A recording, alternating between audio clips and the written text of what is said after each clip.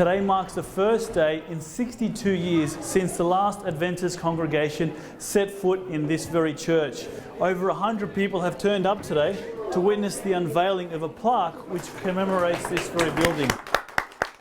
None of this wouldn't have happened without the help of Jenny, who's responsible for the renovation that we see here today that has brought this building back to its former glory. Welcome everybody. My name's Jenny Zarmstra, and you've probably all heard this or witnessed over the last 20 odd years that this has been a little project that's been a bit of time in the making. Heritage Council recommended for anybody doing a restoration that this is the way you do it, and as part of this document, that's where I got to discover what Seventh-day Adventism was all about. And this was around the year 2000, and I was really fortunate enough to meet Pastor Cyrus Adams, who was in charge of the heritage section down at Carmel, and he was so gracious and generous in sharing articles from Ellen White's era. And so for me, I got to really learn about Seventh-day Adventism and how it formulated, and I guess connect with what had occurred here in the past. Stockton spent 3 years here in West Australia and then returned to Melbourne, and he wanted to convince the people there that they needed to have people living here, established here in West Australia. And Fred and Marion Reekie in 1893 accepted this challenge, and they came to work as colporteurs, selling books, riding on a push bike through bush tracks and rough places in order to sell their books and to convert people. And God blessed their ministry in establishing many churches here in West Australia. In June 1895, Reekie stopped here at the Bookara Inn, 42 kilometres south of Geraldton, with the publications Patriarchs and Prophets and Bible readings for the home circle. At the time, this was a house of Richard and Mary Hollingsworth. My grandfather, Richard Hollingsworth, was a devout Anglican. But through his own personal Bible studies, he felt that he was keeping the wrong day. So he approached his minister and asked for an explanation. The minister didn't satisfy his mind as to which was the true Sabbath. So he thought, but if I keep Sabbath, I might be the only one that keeps the seventh-day Sabbath. There must be some other reason why people keep Sunday, he thought. Richard's wife Mary asked Fred Reekie how Sunday came to be the day of worship. Richard, Mary and Fred Reekie talked long into the night, and immediately the Hollingsworth couple began to keep Saturday as the Sabbath. Pastor Jesse Pallant came to West Australia in 1900 and went to Bookara to work there, and he stayed in the Edwards home and studied with 4 different families, both in personal and public evangelism. And he formed a group of 25 people, Sabbath school members, who became the first Seventh-day Adventist company here in West Australia. The company held meetings in Richard Hollingsworth's kitchen, a former inn.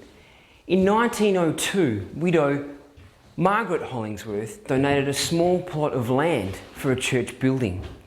The church site was directly opposite Richard Hollingsworth's residence, the former Travellers' Rest Inn.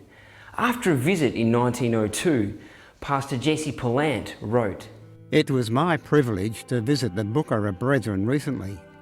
God is blessing this company. During my stay, 1 soul was baptised and added to the church. The brethren here have decided to build themselves a church. They've had the land given to them and a stone to build it with.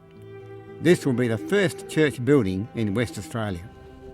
105 years later, the Bookara Church still stands to tell the story of the sacrifice and faith of the pioneers. But as you can see, the Bookara Church is a very different place today. The church operated up until about the 1950s and then was abandoned. But there are dozens of Bookara Church descendants who share the Adventist message. I want to say thank you to Jenny. Let's give her a big hand.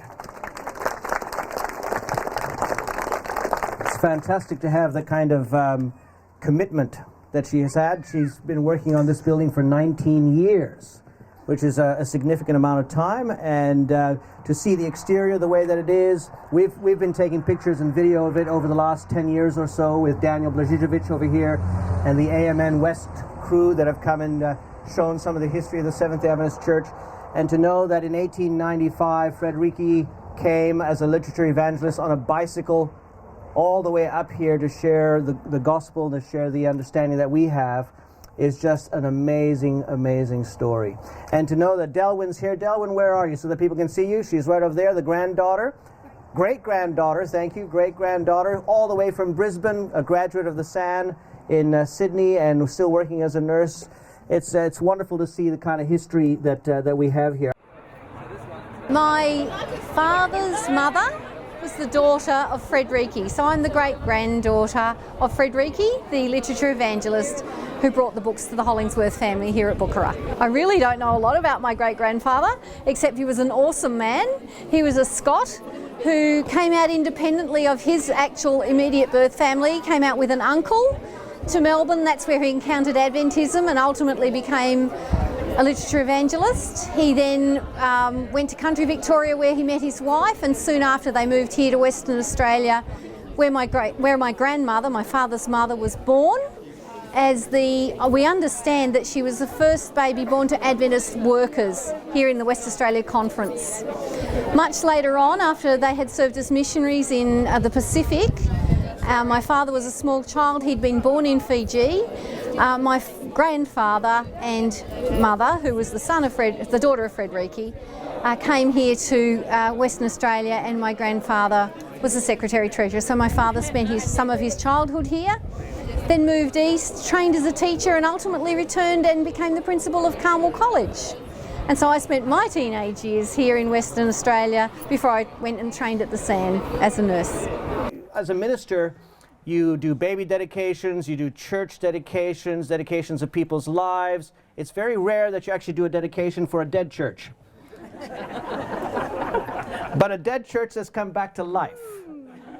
And it's really neat to know that way back in 1895, when they first came together, that the group of people realized that with 24, 26 people attending, that they needed some place to actually worship. So all the stories that we've been hearing today has been from one generation to the next generation. And as I'm looking around and I'm seeing the DNA of the original families from 1895, while the church may no longer have an active congregation, there are churches in Geraldton, in Dongara, there are members in Esperance, members in Brisbane, in Sydney, in Melbourne, all who are connected to the original founding mothers and fathers of this church. And for that, we can say a huge amen. Emily is a great-great-grandchild of Richard and Mary Hollingsworth.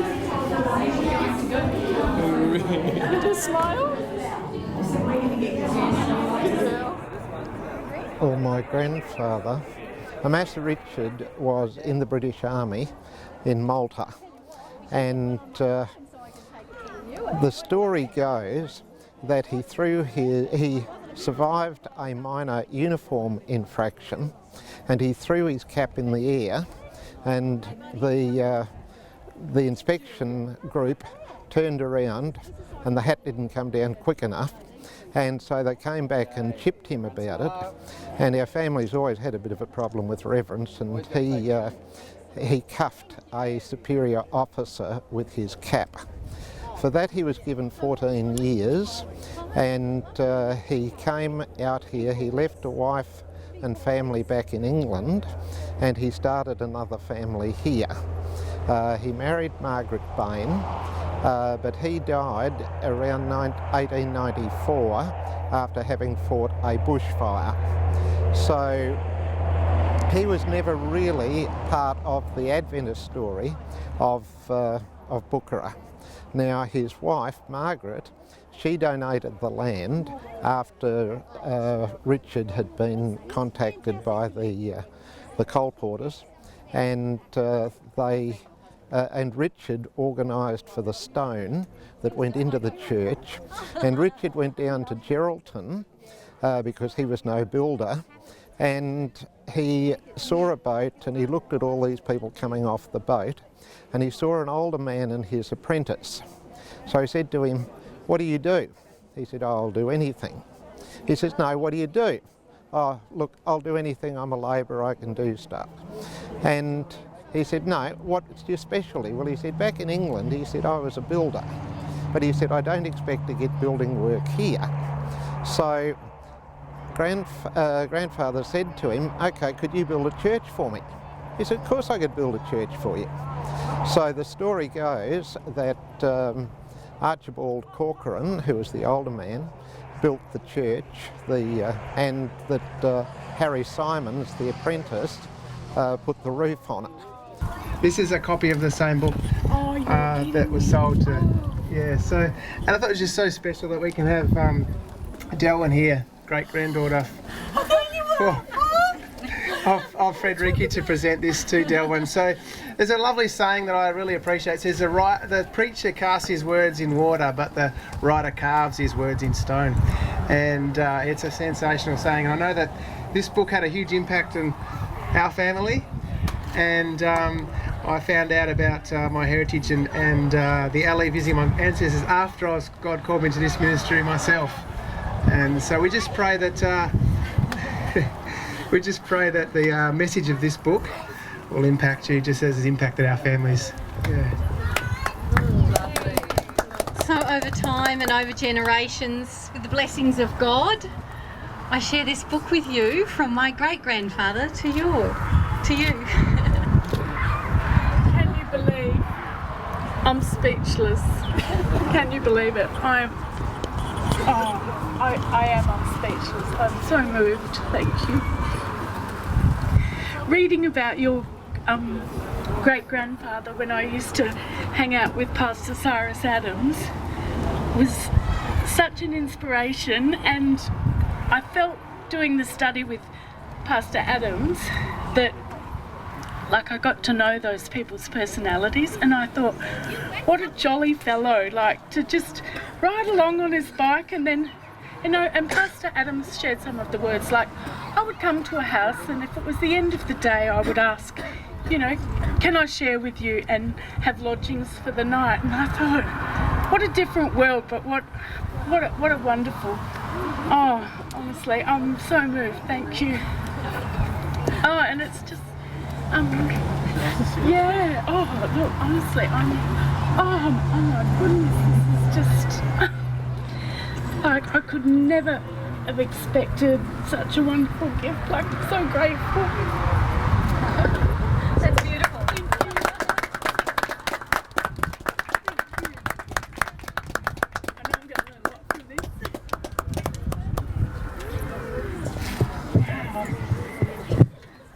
Intrigued by this book, and when I was doing. Well, this is a book I said years ago, and I kept forgetting and procrastinating. I had it sitting in my bookshelf for ages, a new version, the one I sell currently. But then when I found that one, I thought this will be far better. It's actually a 1905 edition. So, and she could present it, so it doesn't get any better than that. Yeah, thank you. Wow.